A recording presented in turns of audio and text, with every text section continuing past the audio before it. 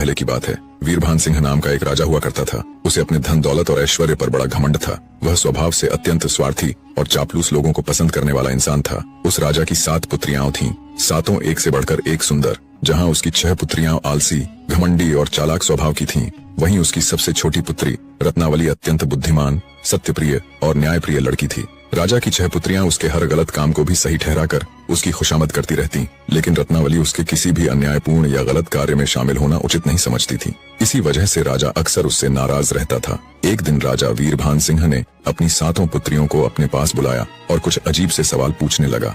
राजा बोला, पुत्रियों, मैं तुम सबसे एक प्रश्न करना चाहता हूँ। वैसे तो मैं जानता हूँ कि तुम सब क्या उत्तर दोगी, फिर भी मैं चाहता हूँ कि आज तुम्हारे अपने मुंह से सुनूं। राजा कुछ क्षण रुका, फिर गंभीर स्वर में बोला, बताओ तुम सब किसका खाते हो? सबसे पहले उसकी सबसे बड़ी पुत्री ने उत्तर दिया, निस्संदेह पिताश्री, हम तो आपका ही खाते हैं। उसका उत्तर सुनकर राजा बहुत प्रसन्न हुआ। अब उसने अपनी दूसरी पुत्री की ओर देखा। वह मुस्कुराते हुए बोली, ये कोई पूछने लायक बात है पिताश्री? ये तो सभी जानते हैं कि हम सब आप ही का अन्न खाते हैं। राजा फिर से हर्षित हुआ और संतोष से सिर हिलाया। इसी प्रकार तीसरी, चौथी, 5वीं और 6ठी पुत्री ने भी वही उत्तर दोहराया, जिससे राजा और अधिक गर्व महसूस करने लगा। लेकिन जब बारी उसकी 7वीं और सबसे छोटी पुत्री रत्नावली की आई, तो उसने अपनी बहनों की तरह उत्तर न देकर कुछ अलग कहा। रत्नावली ने विनम्र स्वर में कहा, पिताश्री, आप मेरे जन्मदाता हैं, मैं आपका आदर करती हूँ, आपके लिए अपने प्राणों का भी त्याग कर सकती हूँ, परंतु असत्य नहीं बोल सकती। यह सत्य है कि आपने मुझे जन्म दिया और इसमें कोई संदेह नहीं कि मैं आपकी पुत्री हूँ।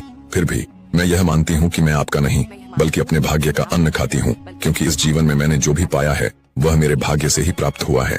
राजा वीरभान सिंह उसकी बात सुनकर हैरान रह गया। उसे ऐसे उत्तर की बिल्कुल अपेक्षा नहीं थी। क्रोध में उसका चेहरा लाल हो उठा। वह गरजते हुए बोला, अच्छा तो तुम मेरा अन्न नहीं खाती हो?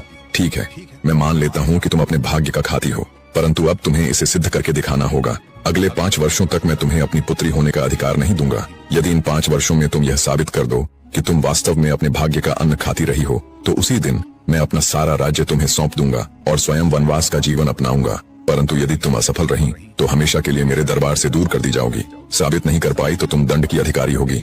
उसी क्षण रोजा अपने सिपाहियों को आदेश देता है, सिपाहियों, रत्नावली को अभी और इसी वक्त किसी बीहड़ स्थान पर छोड़ आओ। जो आज्ञा महाराज। राजा के आदेश पर सिपाही रत्नावली को महल से बहुत दूर ले गए।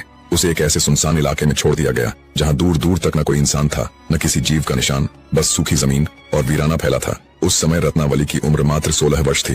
निर्जन रास्तों पर अकेली भटकती हुई वह कई दिनों तक भूखी प्यासी चलती रही। आखिरकार एक दिन उसे दूर से किसी गांव की झलक दिखाई दी। वह हिम्मत करके उस ओर बढ़ी।